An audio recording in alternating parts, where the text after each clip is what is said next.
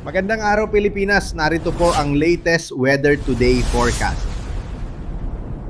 Magandang hapon sa ating lahat. Ito po ang pinakahuling balita ukol sa bagyong Verbena na may international name na Koto.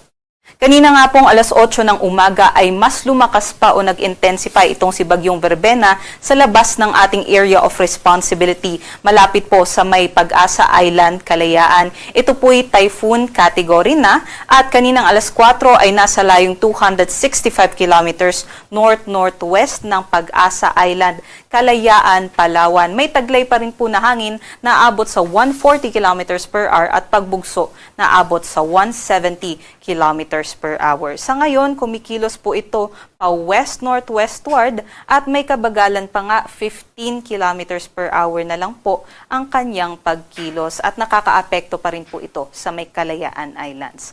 Other than that, meron pa rin po tayong mga weather systems na nakakaapekto po sa ating bansa. Unahin na po natin dyan yung shear line o yung banggaan ng hanging amihan at ng easterlies at ito nga po yung linya na nakikita natin ng mga kaulapan na nakakaapekto po dito sa may Cagayan, Isabela, maging sa ibang parte din po sa may Cordillera Administrative Region. Kaya't magdadala nga po ito ng mga pag-ulan at posible din po yung mga thunderstorms ngayong hapon hanggang bukas ng umaga. Yung amihan naman, magdadala din po ng mga cloudy skies with rains dito po sa may extreme northern Luzon, maging sa may nalalabing bahagi ng northern Luzon. So, makabilang na po dyan ang Ilocos Region, yung natitirang bahagi din po ng Cordilleras at natitirang bahagi ng Cagayan Valley. At yung easterlies naman, posible pong magdala ng maulap ng panahon dito po sa may Aurora.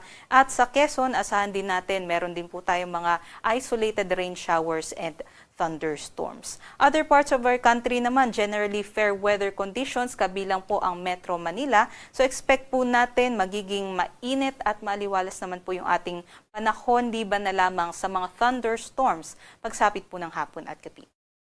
At ito naman po yung ating inaasahan na track and intensity nitong si Bagyong Verbena. Sa ngayon nga ay typhoon category po ito at nakakaapekto sa may Kalayaan Islands at posible po mag-west-southwestward sa susunod na 24 oras. At inaasahan nga po natin masihina po ito, ngunit pagsapit naman po ng Sabado hanggang sa Linggo, inaasahan natin pahilaga po yung kanyang pagkilos at magre-intensify posible into a typhoon category bago po mas humina na bilang isang severe tropical storm habang patungo po ito sa may Vietnam from Sunday hanggang sa Tuesday. At hindi na nga po natin ito inaasahan na magdala po ng anumang banta sa ating bansa.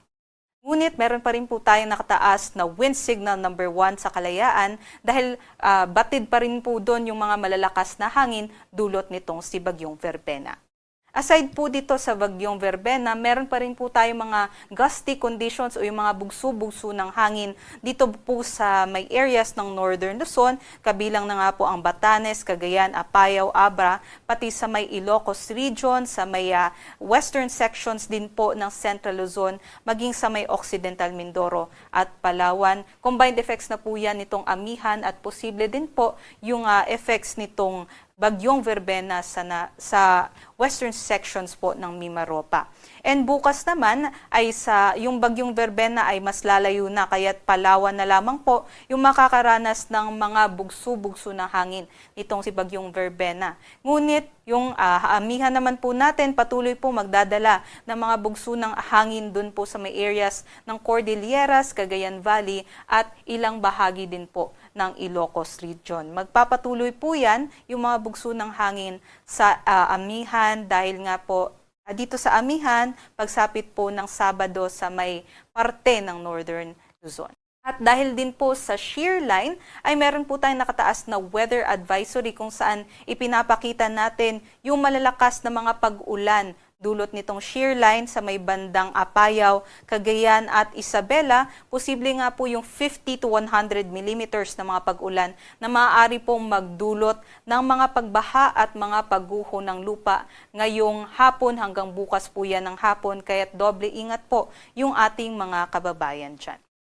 At ito naman po yung ating sea conditions o lagay ng ating mga karagatan kung saan may gale warning pa rin po tayo sa may Kalayaan Islands dahil hanggang 7 meters po yung mga pag-alon dyan, which is napakadelikado po para sa ating mga manlalayag. At aside po doon ay meron din po tayong nakataas na gale warning dito naman po sa may Northern Luzon seaboard, sa may areas po ng Batanes, Northern Cagayan, kabilang ang Babuyan Islands, maging dito din po sa may Ilocos Sur at Ilocos Norte, hanggang 5 metro naman po yung mga pag-alon dyan. Delikado pa rin po ito sa lahat ng types of sea vessels.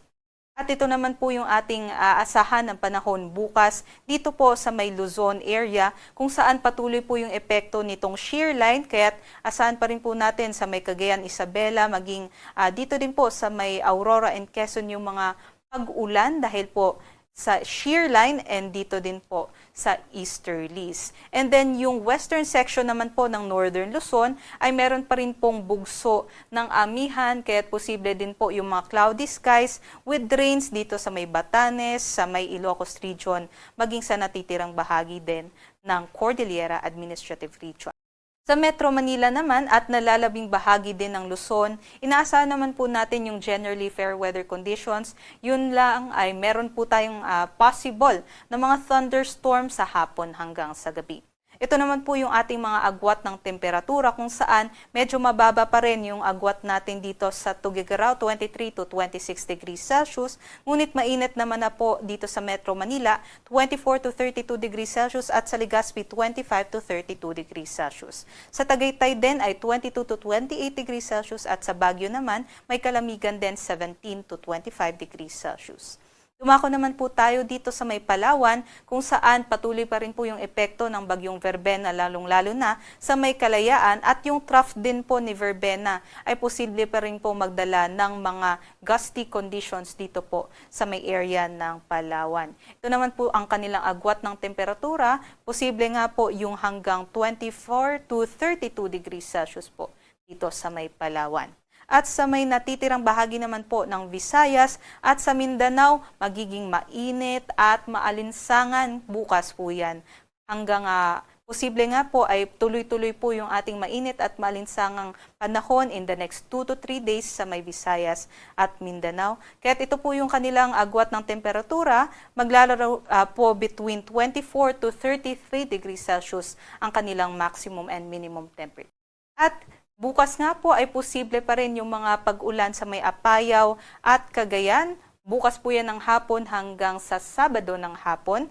At pagsapit naman po ng Sabado ng hapon hanggang sa Linggo ng hapon ay posible pa rin po yung malalakas na pag-ulan dulot ng shear line sa may Apayao.